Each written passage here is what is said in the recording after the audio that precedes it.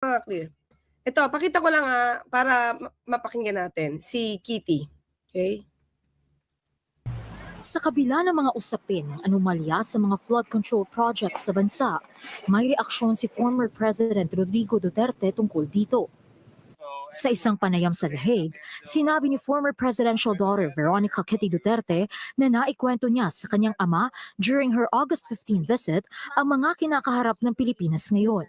Contractor na yan. Isa na rito ang pagsisiwalat ni Pangulong Bongbong Marcos sa top 15 contractors na kumita dahil sa kabi-kabila nitong flood control projects. At ang naging reaksyon ng dating Pangulo, tumawa lang siya, tinanong, he asked if, was this the problem nung president ako? Sabi ko, hindi. Hoy, mga Krida, tandaan mo, ilang taon na kaya si Kitty nun? Parang bata pa niya nun eh. Pero at that time daw, yung tungkol sa pagbabaha ay mukhang hindi problema ng kanyang ama. Ganito eh, di ba? Flood control projects pinag-usapan natin eh, na naging sanhi ng pagbabaha dahil mga palpak na trabaho. Di ba? So, tinanong siya ni Kit na tatay niya, naging problema ba to nung panahon ko? Dapat alam ng tatay niya yun. Dapat alam ng tatay niya yung ano ba nangyari sa baha nung panahon niya. So, si Kitty, ano sabi? Ulitin nga natin. Asked if, was this the problem nung president ako? Sabi ko, hindi. You were... Hindi daw problema ng tatay niya ang pagbaha noon. So, lumalabas mga ka-clear, walang pagbaha. Walang problema sa mga proyekto. Kasi kung hindi to problema ng ama niya nung pagbaha, dapat lahat ng flood control projects ng tatay niya noon dapat nakatulong. Ngayon, kasi 6 na taon yung tatay niya as compared kay Pangulong Duterte, kay Pangulong Marcos Jr. Ngayon, halos 3 taon lang. 'Di ba? O 3 taon na pa lang. So in 6 years, sa dami ng proyektong ginawa para sa pagkontrol ng baha, dapat talagang wala ng baha ngayon, 'di ba? Dapat konti na lang sana yung pinoproblema ng Pangulong Marcos ngayon. Pero bakit parang buong Pilipinas problema? So ano nangyari sa flood control projects ng tatay niya? Sabi walang problema eh.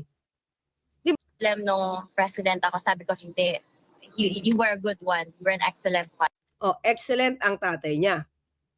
Excellent ang tatay niya sa pagkontrol ng baha nung panahon 2016 to 2022. Diba? So, it means walang bumabaha. Walang bumabaha noon. Walang problema. Sige, tuloy tayo. Tapos, after niya madinig, anong ginawa ng tatay niya? So, ayun, tumawa lang siya, then he quickly shifted na to the family matters. Tinawanan lang siya. Baka hindi naniniwala si dating Pangulong Duterte sa anak niya. Diba? So, tingnan lang natin kung meron bang katotohanan yung sinabi ni Kitty Duterte. Pero anyway, kasi tatay niya naman, yun mabiblame mo ba? Siyempre. Pero para to tell it to the Filipino people, parang hindi yata ito tugma. Diba? Hindi ito tugma na talagang walang naging problema sa pagbabapangulo niyan. Of course, si dating Pangulong Duterte, diba? 2021. So, paano magiging excellent yung tatay niya? People wade through the flood water brought by heavy monsoon rains in Rizal Province, east of the Philippine capital, Manila. Ulat niyan. The Guardian. Mga ka-clear.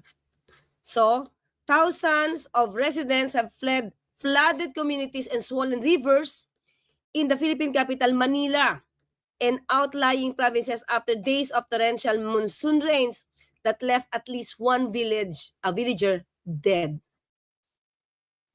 Diba? Officials say they are struggling to open more emergency shelters in order to allow social distancing among the displaced residents and prevent evacuation camps from turning into epicenters of COVID-19 infections.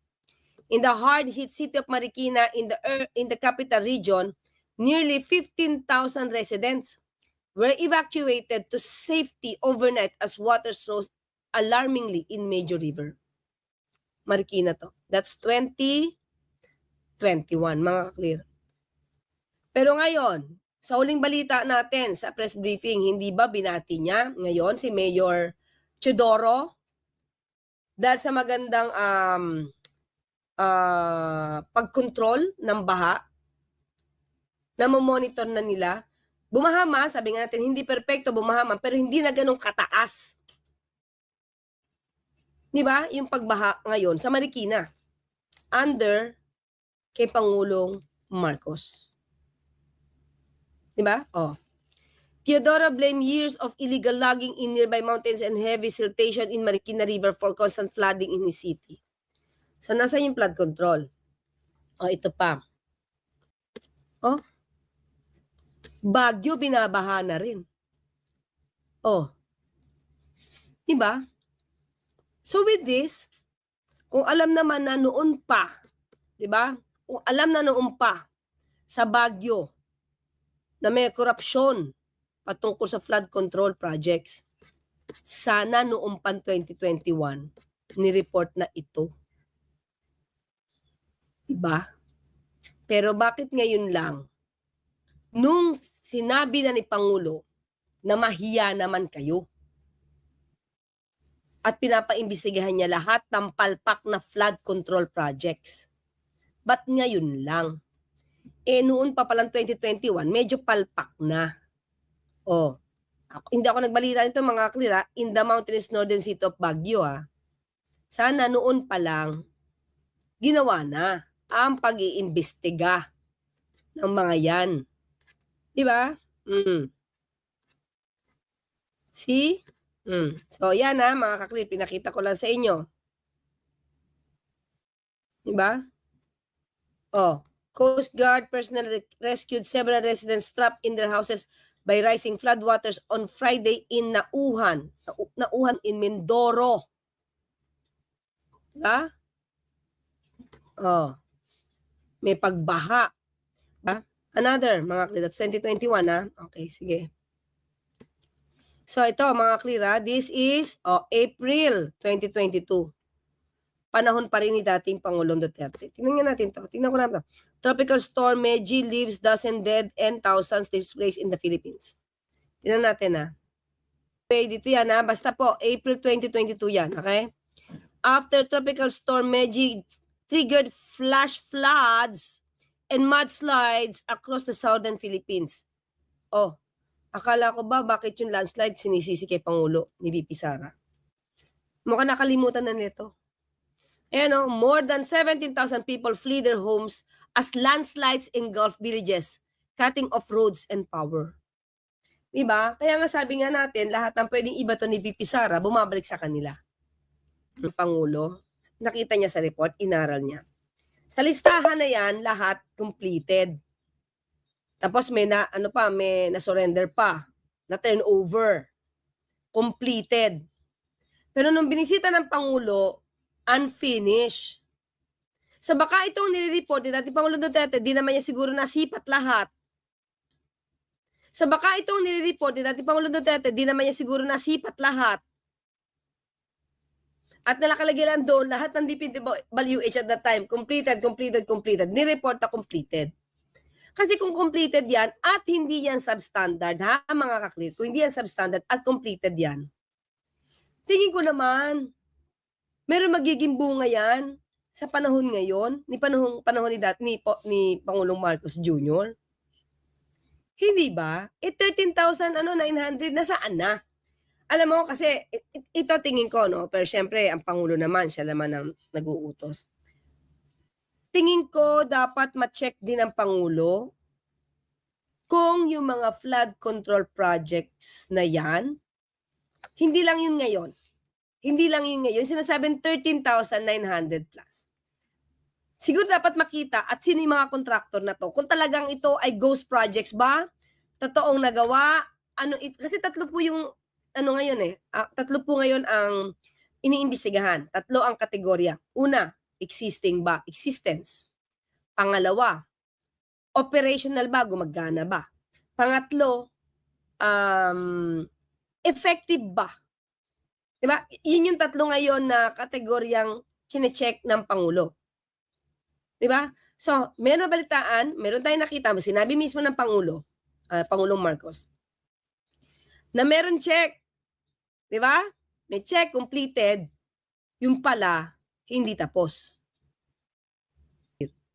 Meron nang kasama ang Pangulo ng mga diver. Diba? Nakita nila kung anong ginawa talaga. Pero haba ng panahon, makikita na talagang walang desilting na nangyari. So baka ganon. Pinagmalaki ni dating Pangulong Duterte na 13,000 plus for the build. Pero, nasa na?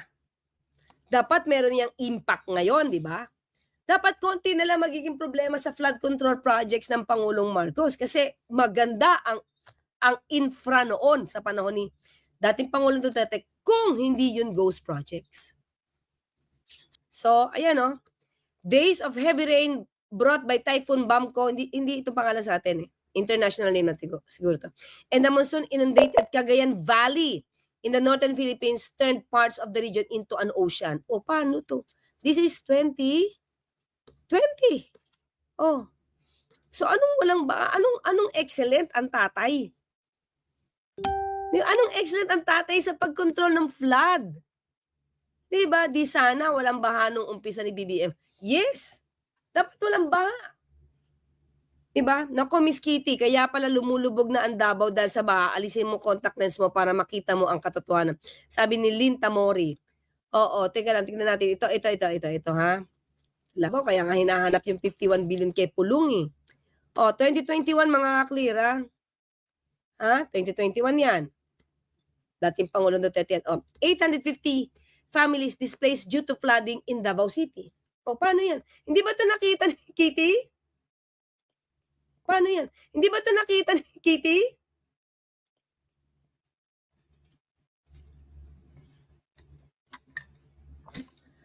Around 850 families were evacuated in some areas in Barangay Cabantian and Barangay Matina crossing 74-A due to massive flooding caused by a heavy downpour in Davao City on Monday evening.